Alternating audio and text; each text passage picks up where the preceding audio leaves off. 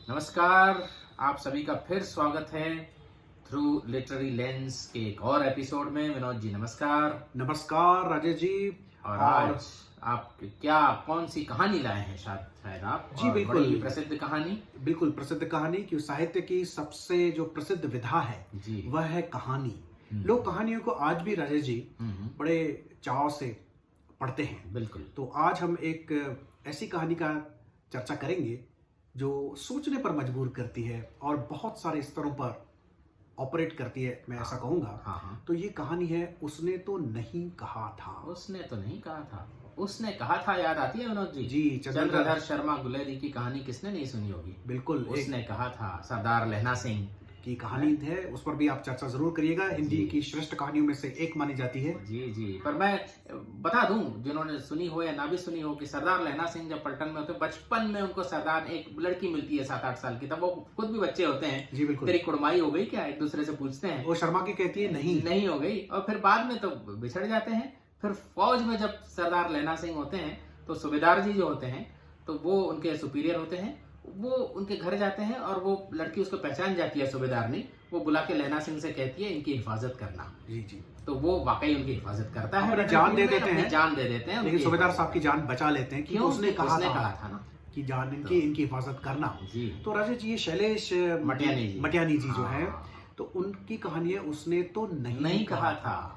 तो संदर्भ वही है। यहाँ पर भी जो मुख्य पात्र है वो फौज में है। वो जसवंत सिंह है और एक कुंवर सिंह है। दोनों जवान लड़के हैं और दोनों फौज में हैं। और कहानी ऐसे चालू होती है कि एक समालोचक ने ये कहा है विनोद जी कि ये कहानी उसने तो नहीं कहा था वहां से शुरू होती है जहां उसने कहा था समाप्त होती है। बिल्कुल। मैं मान सकता हूँ कि एक जो मनोवैज्ञानिक धरातल पर कम से कम और कलात्मक धरातल पर भी ये कहानी उसने कहा था से आगे की बात कहती है। क्योंकि वहां तो अपने पति की हिफाजत के लिए वो उस व्यक्ति को प्रार्थना करती हैं जिससे वो बचपन में मिलती हैं। और शायद वो प्यार नहीं था किंतु एक प्रशंसा का भाव था। तो उस प्रशंसा के भाव को आदर देने के लिए भी लड़कन का प्यार भी था। तो ये जो सरदार जी हैं अपनी जान दे देते हैं। किंतु यहाँ जो नायिका से इनकी मुलाकात होती है वह हमारे पास आती है जब वो ऑलरेडी विधवा हो चुकी हैं। 3 बार। एक बार बाल विधवा 7 साल की उम्र में, फिर 13 साल की उम्र में और उसके बाद 20-21 साल की उम्र में। तो शेरू टेलर के पास अभी वो रहती हैं, पत्नी के रूप में ही रहती हैं। किंतु वे ये दो जो बाकी जवान उसे मिलते हैं और एक नज़र में जब पहली बार उनसे वो मिलती है, वो मुलाकात भी एक सहयोग से होती है। एक सहयोग से होती है मुलाकात और उसी समय वो दोनों को अपना दिल दे बैठती हैं। मेरा हिया तो आधे में बढ़ गया था, बाद में कहती है। जी बिल्कुल। तो ये एक बड़ी पहली बात तो इस तरह की बात विनोद जी कहना साहित्य कहानी में कहीं नहीं जाती और हमारे यहाँ बड़ी बुरी समझी जाती है कि एक लड़की एक साथ 2 लड़कों से कैसे प्यार कर बैठी।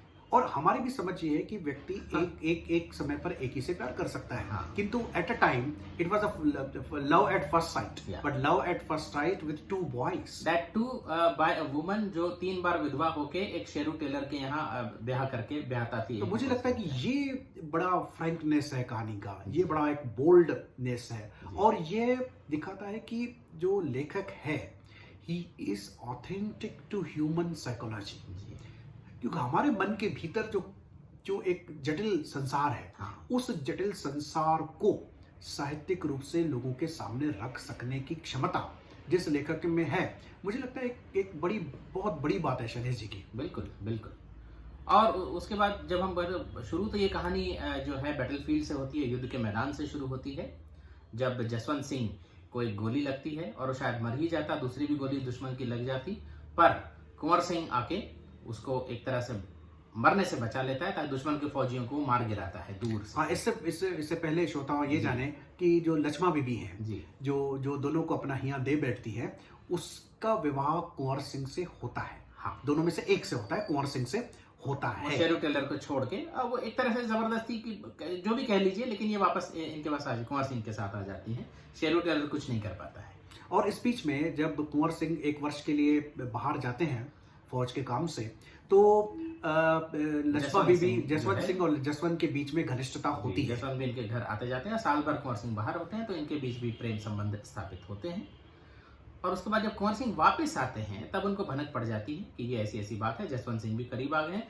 तो वो बड़ा पैंतरा इख्तियार करते हैं कि वो बिल्कुल एक कॉम्पिटिटर का भाव, और जसवंत सिंह को खदेड़ भगाते हैं वहां से एक तरह से, और दुश्मनी हो जाती है, हमेशा आंख की किरकिरी बन जाता है जसवंत सिंह। अब ये लेखक ने बड़ी अजीब सी अच्छी बात कही है, जो प्राकृतिक सिंबल्स हैं विनोद जी, ये वो बहुत बहुत ही खूबसूरत तरीके से उन्होंने, आपको ऐसा सुनने को नहीं मिलेगा। उसने कहा एक महिला, एक लड़की एक नदी की तरह होती है जो दोनों किनारों की जमीन को सींचती चलती है, पर एक पुरुष जो है पहाड़ की तरह होता है जो दो वादियों के बीच भी पहाड़ सा खड़ा रहता है, खड़ा रह जाता है। तो आप जैसे कितनी बड़ी बात कह दी है इससे। बहुत बहुत। और प्राकृतिक के जो प्रतीक है वो शैलेश जी ने बहुत ही सुंदरता से जो है ना उन्होंने उपयोग किया है, और उन प्रतीकों को उन्होंने कहानी के विषय वस्तु के साथ एकाकार किया है। Yes, integrated symbols with the theme. बिल्कुल बिल्कुल। तो ये बड़ी बात है। और जसवंत सिंह जब कुंवर सिंह से पूछता है कि तुम मुझे मार सकते थे, अब यहाँ स्पीच ये होता है, कुछ साल बीत जाते हैं तो यही बात होती है कि अब जसवंत सिंह को लगता है कि कुंवर सिंह तो मेरा जानी दुश्मन बन चुका, अब मुझे किसी न किसी तरह हो सकता है कि खत्म कर दे, या फिर कोई संपर्क तो बिल्कुल नहीं होता। पर फिर कुंवर सिंह भी फौज में आ जाता है, तब तो जसवंत सिंह का पक्का हो जाता है कि अब तो कभी न कभी भिड़ंत हो ही जाएगी किसी बात पे, और जानी दुश्मन एक दूसरे के वो बन ही गए हैं एक तरह से। हाँ, और शायद जसवंत सिंह को दुश्मन मार ही लेता, हाँ, किंतु कुंवर सिंह आकर के उसे बचाते हैं। और जसवंत सिंह को विश्वास नहीं होता कि उसको तो लगा कि कुंवर सिंह प्रसन्न होंगे कि यदि दुश्मन उनकी जान ले ले। और जसवंत सिंह अंत में उनसे पूछते भी हैं, किसी तरह से पूछने की हिम्मत जुटा लेते हैं, जो पानी वानी पिलाते हैं उनको कुंवर सिंह, और पूछते भी नहीं है, पर कुंवर सिंह भाग जाते हैं कि यही सवाल इनके मन में है। उनकी आंखों से वो सवाल झलक जाता है कि भाई क्या, कि भाई वही कहते हैं तुम यही पूछना चाहते हो कि मैंने तुम्हें क्यों बचाया, या मरने क्यों नहीं दिया, कम से कम। तो वो तो ये है कि क्या मतलब, क्या लक्ष्मण ने कहा था, क्या लक्ष्मण ने ताकीद की थी, क्योंकि पता तो है ना तीनों को कि भाई ऐसी ऐसी बात है, चाहते हैं दोनों।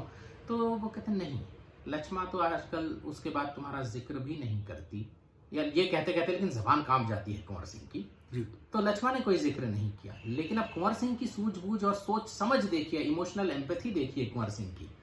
कुंवर सिंह कहते हैं कि मैं मारता तो नहीं तुम्हें, पर मरने दे सकता था, ये बात सही है आपकी, लेकिन मैंने ऐसा किया नहीं। क्यों? एक तो हम एक ही फौज में हैं, एक ही देश के लिए लड़ रहे हैं, ये तो एक ही भूमि के लिए लड़ रहे हैं, अपने आप में ये बात सही है। दूसरी बात ये, और ये दूसरी बात बड़ी रोचक है विनोद, बहुत गहरी है दूसरी बात, कि अगर तुम मर जाते दुश्मन के हाथों तो ये खबर गांव में पहुंचती, सबको पता चलता, लक्ष्मण तक भी ये खबर पहुंचती, और मेरे फौज में रहते हुए तुम दुश्मन के हाथों मर गए, या मैंने मर जाने दिया तुम्हें, ये भी लक्ष्मण को पता चलता। और न सिर्फ लक्ष्मण को पता चलता, पर लक्ष्मण का कहीं ये एक मन में कॉम्प्लेक्स था, वो हो ही जाएगा जो लड़की 3 बार विधवा हो चुकी हो, कि मैं जिससे प्यार करती हूँ वो नहीं रहता है इस दुनिया में। तो वो 3 के बाद अब हम दोनों से प्यार करती थी। देखिए कुंवर सिंह मान रहा है इस बात को जी, बिल्कुल मान रहा है। जसवंत सिंह से भी उसने प्यार किया है, तो उसने तुम्हें भी प्यार किया था, और तुम अगर नहीं रहते तो कहीं मैं भी, मुझसे भी प्यार करती है वो, तो शायद कहीं मैं भी नहीं रहता।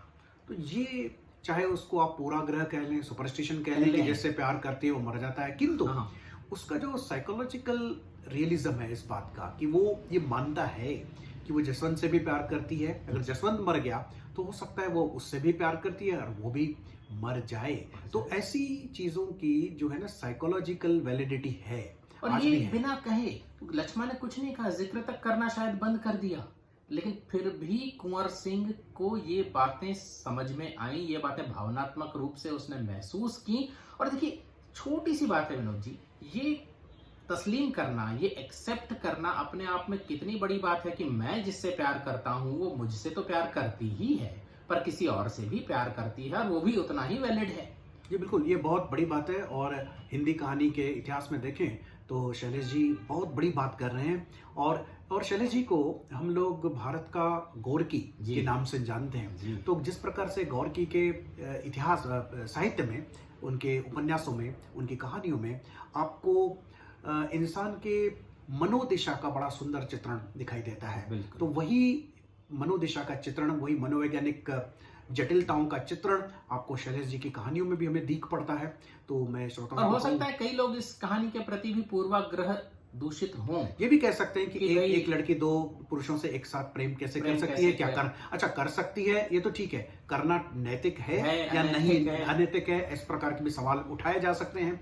किंतु और उसके बाद क्या रिकॉग्नाइज करना कुंवर सिंह द्वारा जी जी और जसवंत सिंह द्वारा भी कि हाँ भाई ठीक है, मुझसे भी है, कुंवर सिंह से भी प्रेम है, ये भी कहाँ तक न्यायोचित है। लोग कह सकते हैं ऐसी चीजें। कह सकते हैं, क्योंकि इंसानी स्वभाव बड़ा जटिल है, बड़ा विचित्र है। उसके लिए कोई सामाजिक, सांस्कृतिक या नैतिक बंधन होता नहीं है, चाहे हम कितने भी बंधन बना लें।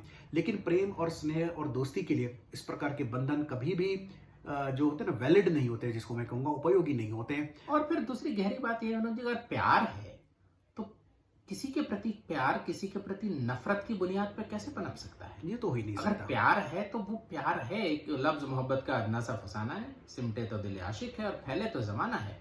तो लेकिन ये दिल आशिक भी जो है सिमटे तो ये जी। दूसरों के प्रति नफरत पे तो नहीं पनप सकता।